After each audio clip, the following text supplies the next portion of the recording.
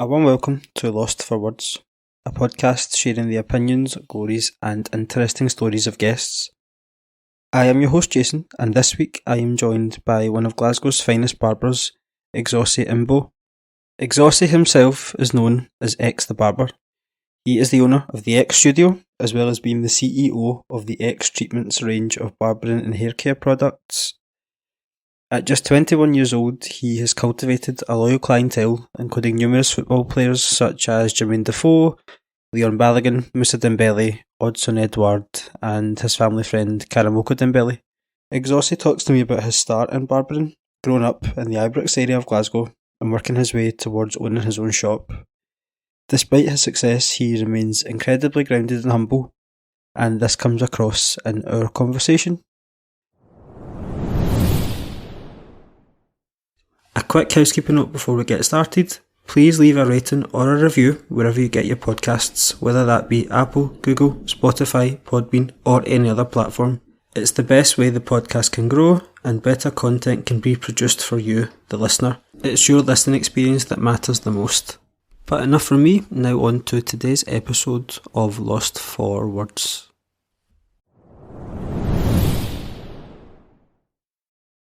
Tell me a little bit about your upbringing. So where did you grow up? What part of the city?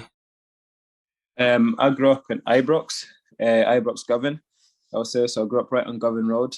And life was a bit sticky, you know, obviously being one of the few black children, and obviously in a majority white era, you know, so sometimes it can be like you can get trouble with racism and trying to fit in and people trying to understand you and stuff like that. But after time, you know, I fitted in well in the scheme, you know, you make new friends, you fit in with your surroundings and stuff like that. And it's amazing. It's a very unique experience, you know, being a black person growing up in a scheme, you know, it's very fun.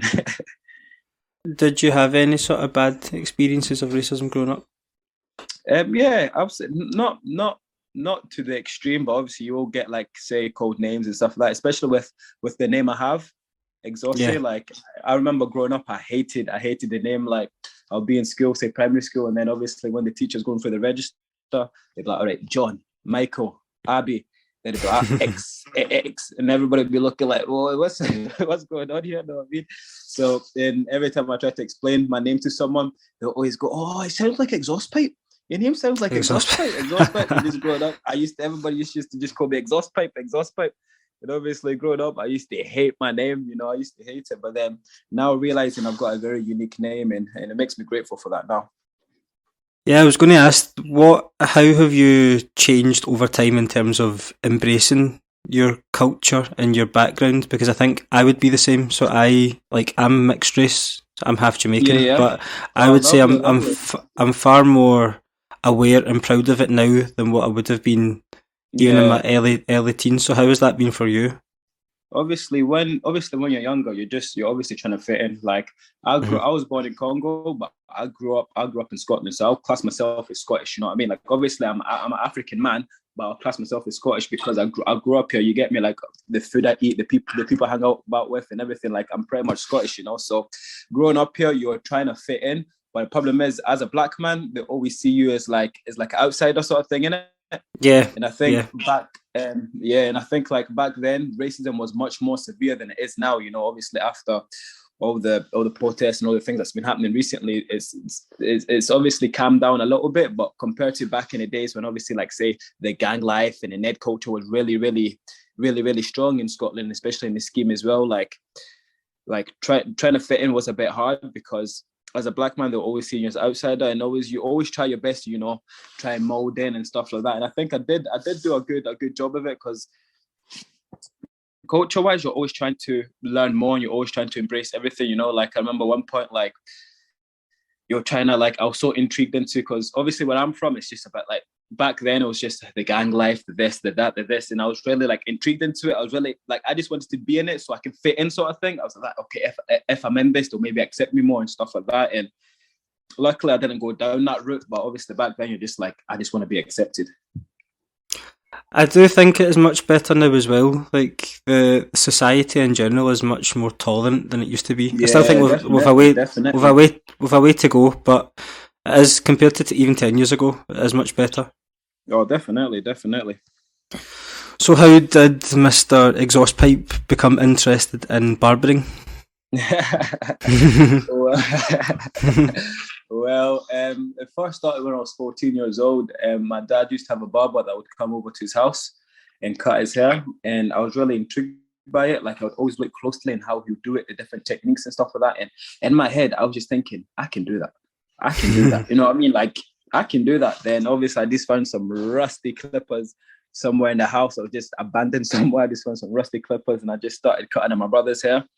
And obviously, the first few haircuts, they were a bit, they're a shamble, you know. But after a while, you just kind of, I was so willing to learn, you know. So I was just going on YouTube, tutorial after tutorial, and just doing it step by step. And just after every 2-3 days, I'll always say to my brother, "I want to cut your hair. I want to cut your hair. Even though I didn't need a haircut, I'll still be like, I want to cut your hair." So I could just improve in my craft. And it was so like seeing like nothing go into something. That was the most interesting part for me, you know, just seeing big wild hair and then you're just kind of seeing the ending of the haircut was just such a satisfying progress for me. And how old are you now, if you don't mind me asking? I'm 21 right now. I turned 21 last month in December. And going from being sort of and having an interest in your early teens, how did that then coalesce into you getting, say, a job or be getting your first opportunity to have a chair of your own in a barber shop? Well, whilst I was in school, it was this local barber shop I'd go to when I used to get my haircut when I was younger. I asked them, "Look, I'm just trying out to be a barber right now. I do have my friends here. We'll be able to use this chair to just cut whilst about." Yeah, okay. They gave me a chair there, and this was like when I was like 15, around about 15, 16, when I was still in secondary school. So every day after school, I would just get my friends who will come in, we would chill, I would just cut the hair and stuff like that. And at that point, I was still learning. So it did take me a while to cut hair and stuff, but it was good. It was a good experience, you know, from young, just being in that barbershop environment and just kind of getting that bond, you know, to just get that little feeling. Then going from there onwards, did you start to sort of make contacts and did you start to get a reputation for yourself? And was that first shop that you worked in, was that specifically for sort of Afroic black hair? Yeah. It was like a proper African barbershop, like proper African Sudanese barbershop. So all the barbers I worked with are all Sudanese. Most of the clients that would come in, they were mostly Sudanese sort of thing. So it was a proper African vibe barbershop. And growing up thinking, I was like that. Like, because back then, obviously most of my friends would say black African clients, and I couldn't really cut white people hair, you know. And I was thinking, I need to learn how to do this if I really want to take myself further.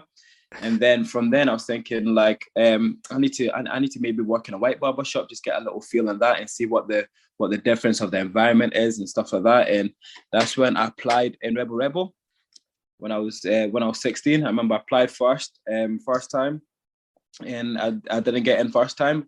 I think a couple months later, I was like, look, I'm just gonna apply again.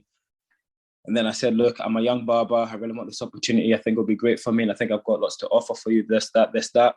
And then they said, okay, come in, give us one trial cut, and then we'll see how you do from there. So I came in, I had a trial cut, and then they were all like just surprised about like how I could cut at that sort of age. And ever since then they hired me straight away. So I started, I think the week after I was in.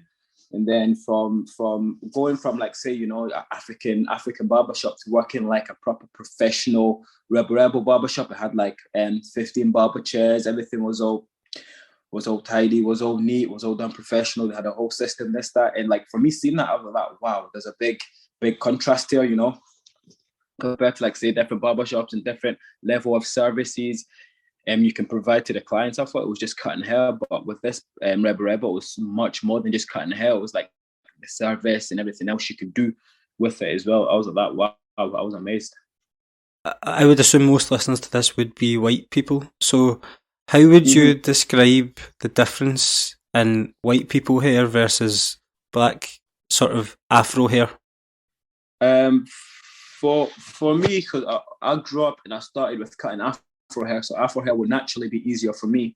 But I'll say that obviously the texture of the hair and the density, like Afro hair is much coarse and curly and thicker than obviously your Caucasian hair. Caucasian hair is more straight, more lighter, more thin. But I think also with Caucasian hair, it can be easier to cut if you know how to do it properly, sort of thing. You know, I'll say with Afro hair, especially with the fade, if if you don't really do like say the fade or cut the sides properly, it can show.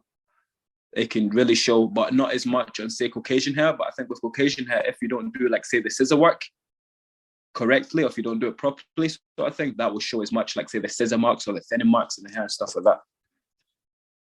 That makes sense. I think you can see these things, but you being a barber, you've got a trained eye to explain it better than. Yeah, definitely. When did you decide that you wanted to go your own way and open your own shop?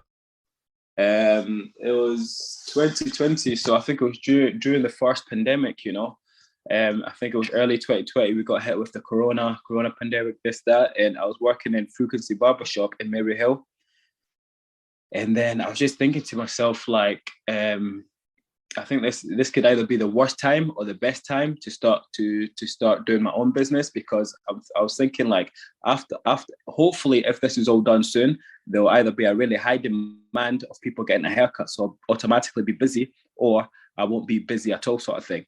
And I was just looking at the positive side of it, and I was just hoping I'll be busy. So during the whole pandemic, I had my studio. I set up my studio. I was doing a bit of information, like say business wise, and how to set up a business, this, that.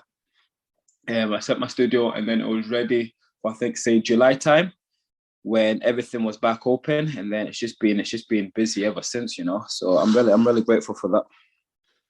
I think that is a good time, because you would have had the free time as well to get it up and going. You wouldn't have had much else going on. Exactly. So I think obviously the pandemic was like, it was obviously for some people it didn't really work out well for them, and some opportunities crashed and some things didn't go out well for them. But I think for other people as well, me being one of them, it was such a great opportunity to spark new things and to have new ideas and to go through new routes in life, you know. What do you find are the pressures of being a business owner, especially at an age like 21? I think the pressure, it was probably just I would say it's just distractions, you know. I would say it's just distraction. I think the hardest thing is just trying to keep focused and trying to focus on your business and trying to focus on what's next. Because obviously at a young age, you do want to do what everybody else is doing, sort of thing. But also you can't do that if you've got a business, because your main priority and your main focus is the business, you know. So I think the biggest pressure is trying to stay focused and concentrated on what you need to do. How do you handle the work-life balance, especially when it's not just work, because it is your business, you are the business? How do you switch off, and what do you like to do to switch off? What I like to do to switch off is just chill and relax with family, you know, just kind of go home, get my feet up and just relax and just go gym and stuff like that. But also, as you said, the switching off as a barber, it's really hard to switch off, because at the moment I'm meant to have 2 weeks off, but I've still been cutting hair, you know. That's the thing. Say if you've got a clientele that rely on you, a loyal clientele that only want you to cut your hair, I feel some sort of way that I need to provide for them, sort of thing, you know. And it is hard as a barber to switch off. That's why I always say to my clients, and I always say to people, for me to only really switch off and get my mind off business, I need to be out of Glasgow. I need to be out of Scotland, you know. So no one can, if anybody does want a haircut, anybody wants to get in contact with me, I'm like, sorry, pal, mate, I'm on your site, mate. Sorry, mate, I'm away. You know what I mean? So yeah, I think that's the only way I can actually get time off and just get my mind off things, business wise anyways. As a professional barber, what did you make of some of the lockdown haircuts that you've seen going on? Some of the DIY jobs you've seen at home. It was amazing. It was amazing to see, you know, lots of people actually taking in the craft and try. I was just looking through my social media, like wow. But it was surprising as well, because there's actually a really few good ones as well. They actually done a good job, So it was good. It was good, but it was just amazing to see everyone else trying and stuff like that. I got so much messages of my clients saying, "Oh, X, how do you think I try to fade my hair?" Like, yeah, that's nice.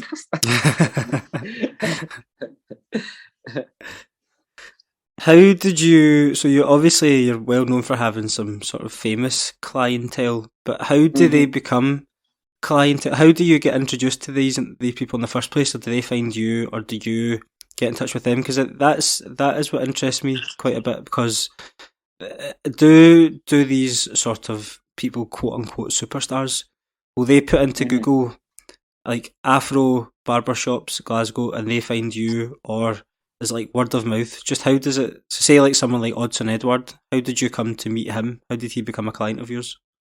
Odson Edward, it was when I cut Mr. Dembele. I think it was his last haircut in Scotland. He was looking for a barber in Karamoka Dembele. I grew up with Karamoka Dembele, so we're really close family friends.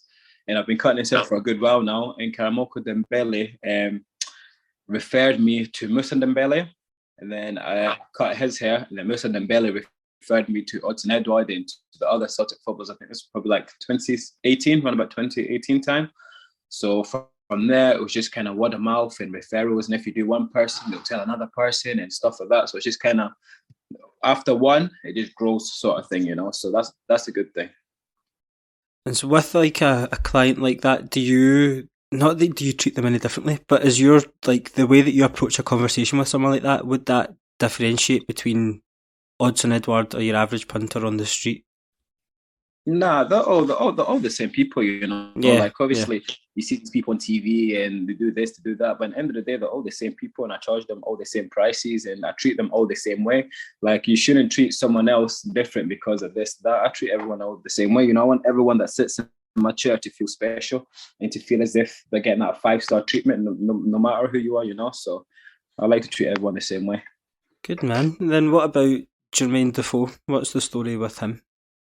I think Jermaine Defoe was referral as well. I think it was a referral from a few Rangers boys I cut, and then he just came through, and I was like, wow, like, because obviously as a young barber, it's like trying to get older people to trust you to cut their hair can be a bit hard. But I think it's just after one haircut, you show them what you can do, and if they like the service, they like the haircut. It's just, that's what it is, and then hopefully they can stick with you and just give you good reputation and stuff like that. So it helps a lot. You've got someone that works in your barber. It isn't just you, isn't it? There's someone else. No.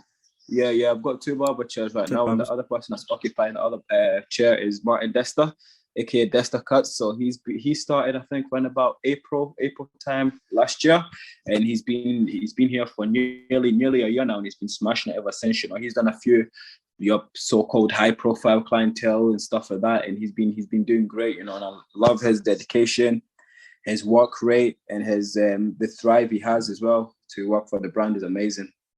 Good man, shout outs to him. So what do you look for? So say when you had that other chair and you've got a vacancy, so to speak, and what did you look for that Martin did have?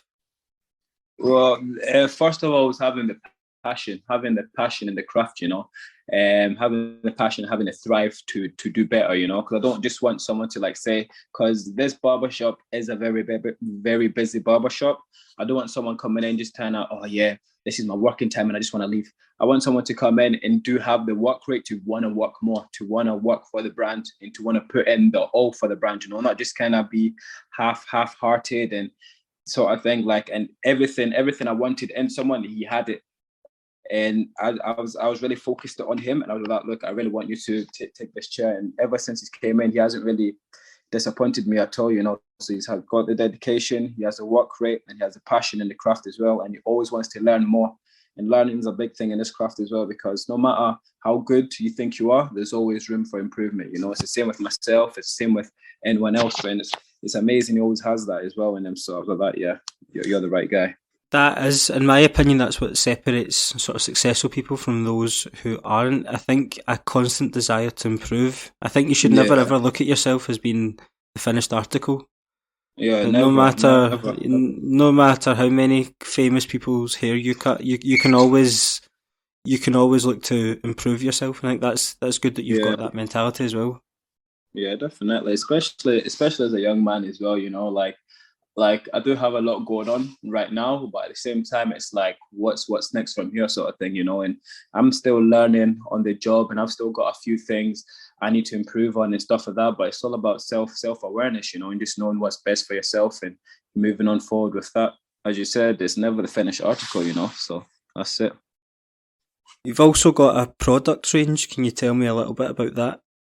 Yeah, we've got a product range, and we've got a few stuff in the range. To be fair, we've got clays, we've got texture sprays, we've got volumizing dust, pomades, oils, a few equipments for your hair, for your combs, your brushes.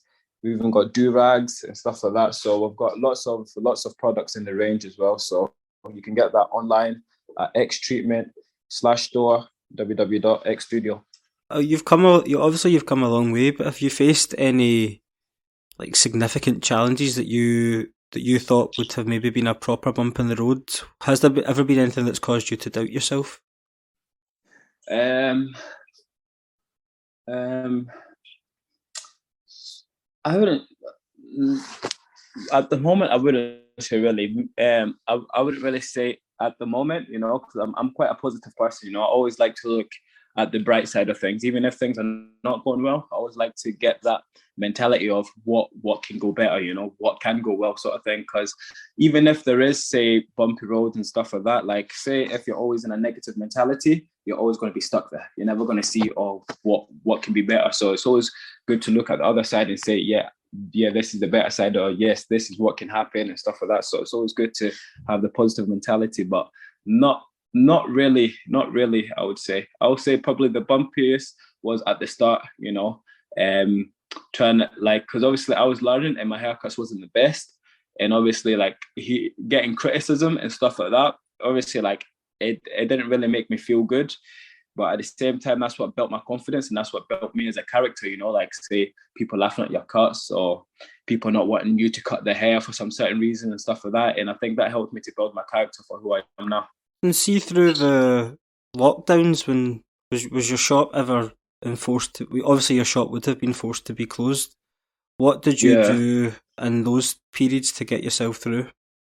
Well, those periods, it was just about just trying to reevaluate, sort of thing. And obviously that's probably one of the toughest periods, to be fair. It was just trying to reevaluate because, as I said earlier on, when I did start my studio, I didn't know if it would be the busiest time or the not busiest time. And it was good because you were so busy back to back with clients, and then out of nowhere, there's another lockdown.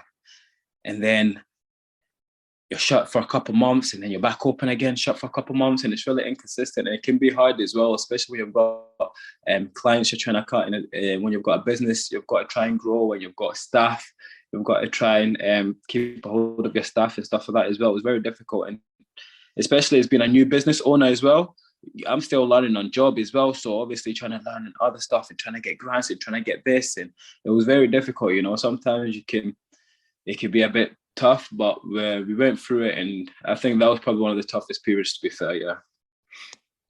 In the future, do you see anything changing, or is the ExTheBarber shop where it is in its current form? Is that it for you, or would you like to expand? Where would you like to be in 5 years' time? In 5 years, I would want ExTudio to just expand, especially with the product range and with the barbers and with staff and with education and stuff like that as well. We would just like to expand with everything. I would like to get more barbers. I would like to improve more barbers, educate more barbers, and release more products, get the range much bigger, and just branch out with the brand. I don't want to talk too much, but in 5 years we'll see. We'll see what happens. So would you like to go down the road of becoming a barber training school, that type of thing? Yeah, definitely. That's one of the ideas I do have. Hopefully we can do more works into that. But when the time's right, maybe that will happen. So but at the moment, it's just step by step, focusing on the studio we have now with me and Desta, and hopefully in the future we can branch out and focus on other things we need to do.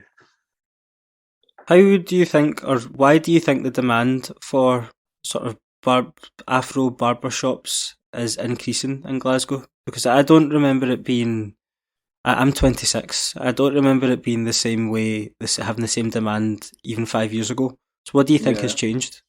I think the thing that's changed, I think there's more ethnic minorities moving into Glasgow, and I think there's more Yeah. culture moving into Glasgow. I think that's what it is, because back then there wasn't as much, and back then there wasn't as much, say, barbers probably promoting it right, or because it would be difficult for you to even find the Afro barber back then. You need to ask about this, that. And obviously me, when I was younger, I was thinking there's a gap in the market for this, and if I can really perfect my craft and do it the right way, I can hopefully be the guy that, yes, if you need an Afro cut, he's the guy to go to, sort of thing. Because there was never that, before in Glasgow. Like, say, if you were to go to London, or if you were to go to Manchester, or say another city in England, there will be so much barbers that's already recognized, that's already have got the clientele and stuff like that. You probably don't even need to ask. You probably just walk in the street, you'll see so much barbershops, say African, Caribbean barbershops or whatever, just any barbershop. And I think in Scotland there is that demand because there's more ethnic minorities moving in. And with that, everybody needs the haircut anyway, so I think that helps a lot as well. Is there someone in the industry that you think of as being a someone that you idolised and thought, I would like to be one day on the same level as what they are? I'll say there is a few people. There is a few people I look to for inspiration and stuff like that. There's so much amazing barbers in London. I look for inspiration, I look for motivation and stuff like that. But also with, like, say, career-wise, everybody's got their own route. Everybody's got their own career and their own path. And I just like to focus more on my path and where I'm going to dwell. And then look at other people. But I love to look to other people for motivation, more inspiration, sort of thing. So there's amazing barbers in London, say your HD Cuts, your A-Stars, Josh LaMonica, barbers that are traveling worldwide, cutting hair and stuff like that. And hopefully eventually we can get to that stage. But right now I'm just trying to focus on what I need to do. Just some quick fire questions to finish off. Then first one of this set. Who was the first person's hair you ever fully cut on your own? I would say my brothers, my little brothers, Jody and Jeffrey. And how much younger? How old were they at that time? Oh, they probably would have been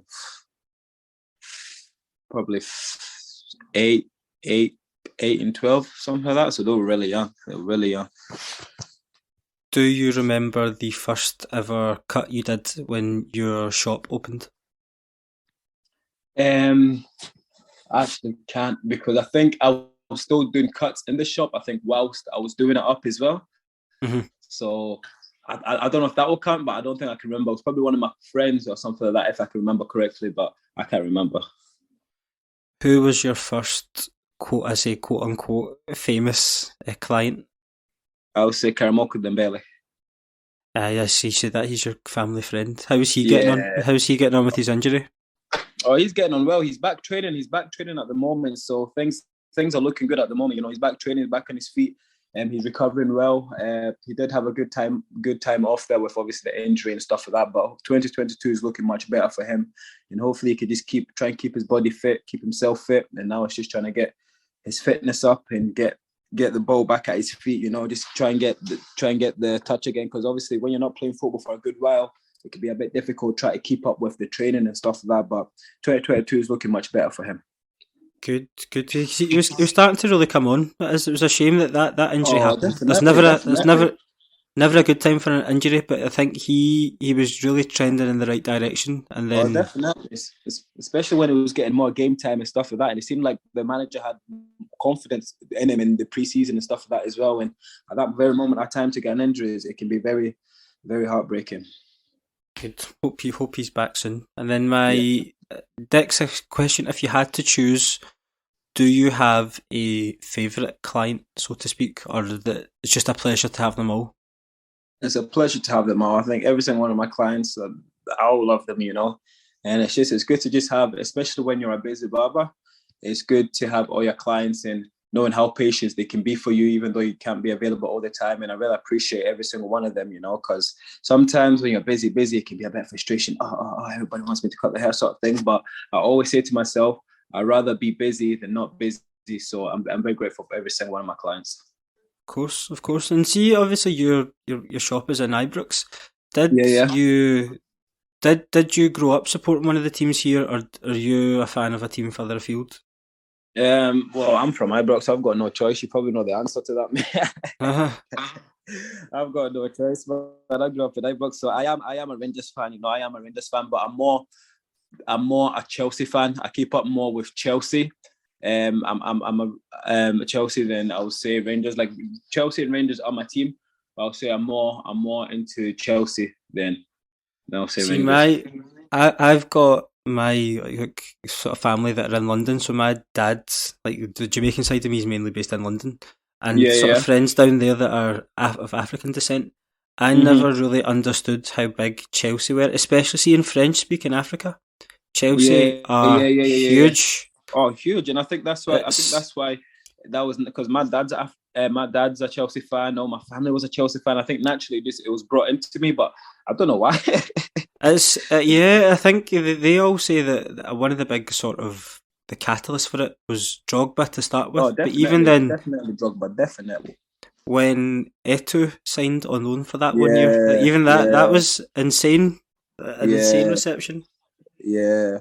I think Drogba helped a lot with I think especially for say anybody that makes it out of Africa, say playing in the Premier League, you're automatically going to have a whole African fan base automatically, you know, it will be the exact same for say your Mo Salahs or your Sadio Manes and stuff like that. They'll just have a whole African fan base behind them because I've made it in such a big platform.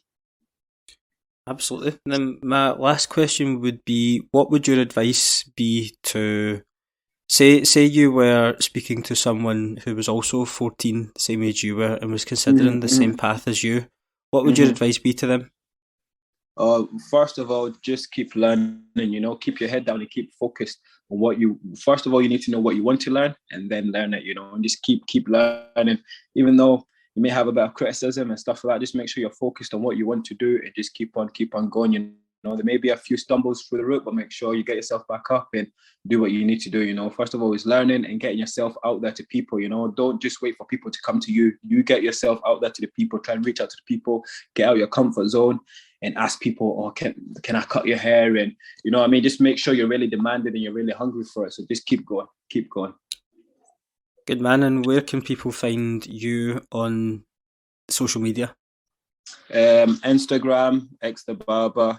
You can find the shop ExStudio on Google, and you can book in with the Squire app, ExStudio also.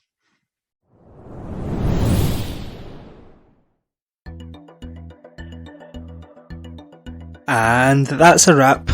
A massive thank you to this week's guest for coming on to the show. I hope you all enjoyed listening as much as I enjoyed chatting.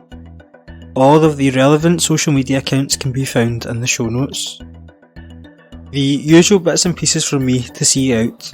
The best way to keep up to date with the latest goings on relating to Lost for Words is to follow using the handle @LostForWordsPod on both Twitter and Instagram. Send a message on either Twitter or Instagram if you have anything you'd like to ask a guest, or for a guest suggestion, or even just to leave any feedback. The best way to support the show is to hit the subscribe button wherever you get your podcasts, and if you use an Apple device, a 5-star review in the podcast app would be amazing.